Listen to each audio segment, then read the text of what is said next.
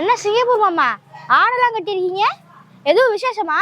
ஆமாப்பா தம்பியலா, என் தம்பி மலேசியாவிலேருந்து வாரேன். அவனுக்கு மட்டன்னா உயிர்.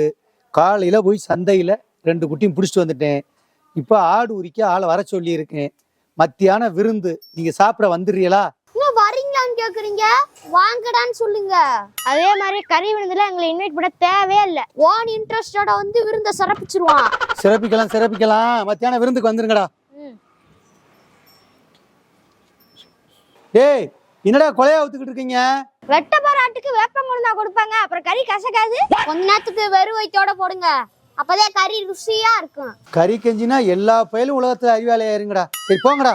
மதியம் கறி கஞ்சியில பாப்போம், போயிட்டு வரோம். போங்கடா.